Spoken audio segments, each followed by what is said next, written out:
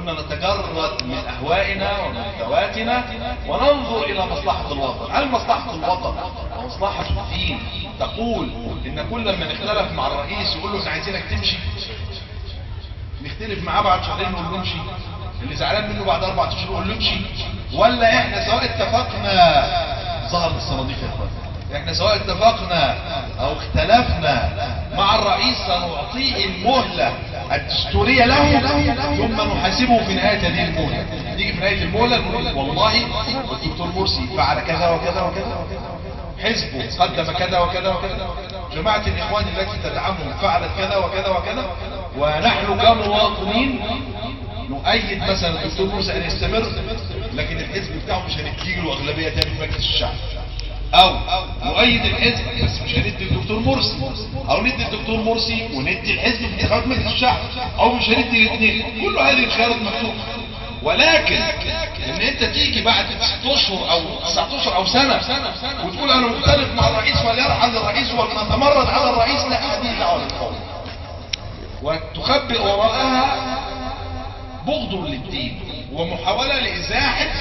التيار الإسلامي الذي اختاره الشعب بإرادته الحرة. فأطلقنا حملة سميناها تجرد، قلنا فيها نحن الموقعين على هذا، سواء كنا من المختلفين مع الدكتور محمد مرسي، في ناس مختلفة زي حالات، أو من المتفقين معه زي الحرية والعدالة، فإن مصرون على أن يستكمل الرئيس المنتخب الدكتور محمد مرسي فترة ولايته الدستورية، إلا أن نرى منه كفرا بواحا عندنا فيه من الله برهان عافاه الله من ذلك اتباعا للحديث الصحيح.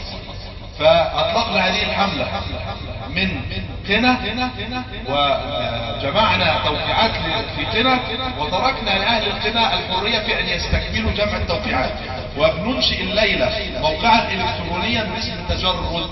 ان شاء الله قبل الفجر يكون هذا الموقع على الفيسبوك قد تم تدشينه، ويكون التصويت الالكتروني للاجيال الجديده اللي بتعرض موضوع التصويت الالكتروني ده، تدخل وتصوت زي الاجيال القديمه اللي زي حالاتي اللي اخذوا الورقه والقلم.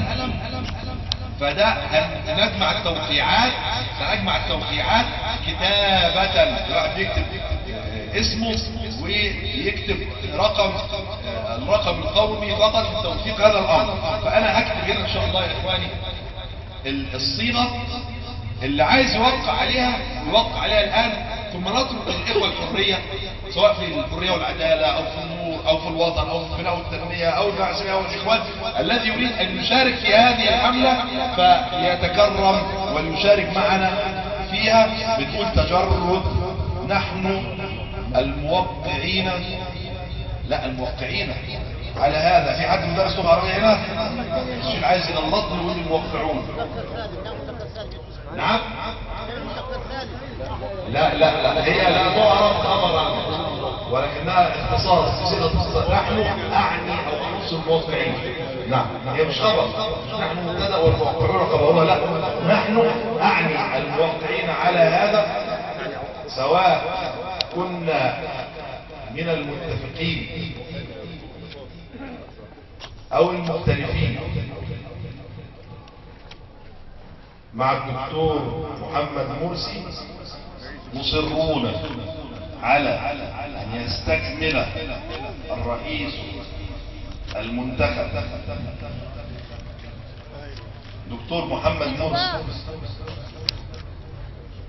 مدة ولايته كاملة، إلا أن نرى كفرا بواحا. هتجزع مني الكلمة دي؟ عندنا من الله في برهان، عشان ما حدش يفتكر ان انا يعني اضعف في الدكتور مرسي، تقول عافاه الله من ذلك.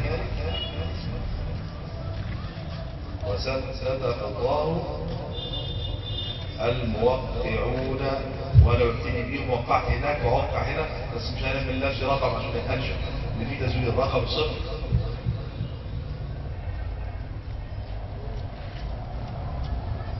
وده الرقم القومي بس مش هنراها. وسنطلب لكم هذه الاوراق، اللي عايز يوقع عليها يا اخواني يوقع عليها. هذا